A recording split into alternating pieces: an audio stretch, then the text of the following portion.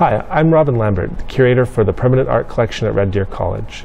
We're here at City Centre Stage where we are hosting the show Hidden Treasures, which is curated by former Mayor Maurice Flewwelling. Maurice chose some of his favorite pieces from the permanent collection to be on display, as well as other ones representing Red Deer, Alberta, and Canada. Jules Olitsky's piece, The Sixth Call, is one of our more challenging pieces in the collection, partially due to its non-representational subject matter, but at the same time Jules Olitsky is one of Canada's foremost modernist painters from the 60s and 70s. The piece by Joanna Staniskas in the museum is called Triptych with Stripes.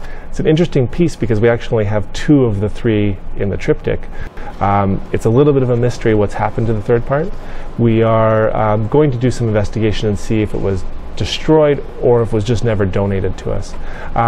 What's interesting about that piece in this exhibition, and one of the reasons Maurice chose it, it was the first piece he chose, was that it's never been shown in a public gallery before because its size. It's a giant piece. It's 14 feet tall.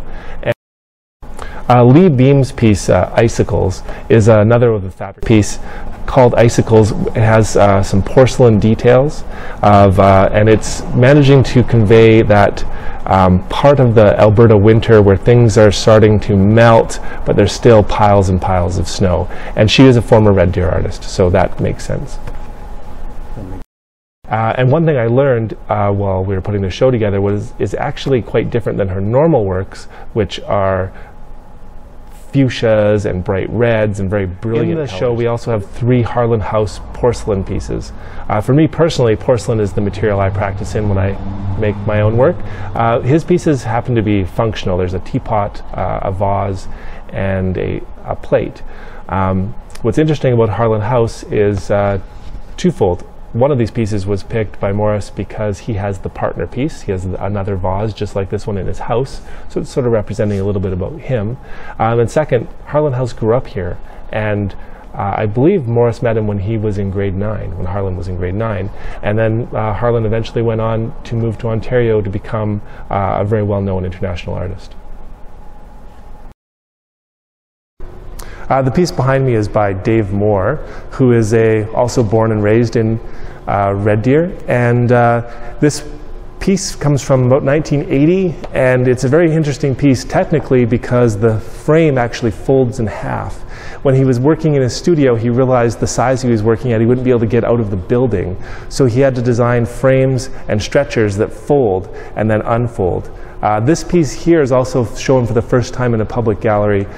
Before here it was in Shell's office building in Calgary, but then we've acquired it, and this is the first time we've had a space to show it. The piece behind me is by Joseph Reeder, and he's a former Red Deer College instructor, and he is an abstract painter. Many of the pieces we have in the gallery are abstract pieces. That's something that Alberta artists are quite well known for, and also they must speak to Maurice's sensibility. The college collection is about 826 pieces, and my job is to make sure the pieces are rotated out on display.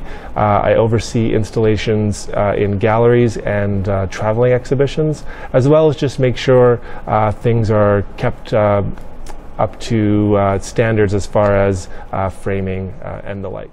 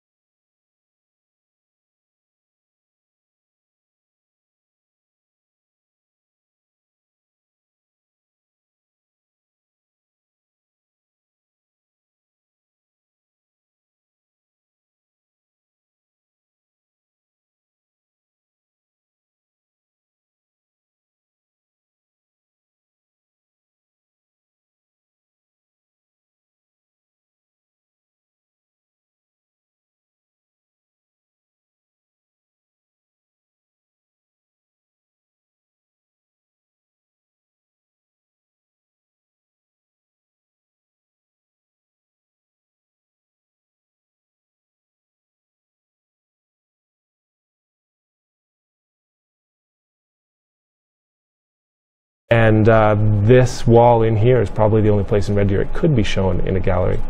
The piece itself is an amazingly intense woven fabric that manages to look like a waterfall, even though it doesn't have a drop of blue in it.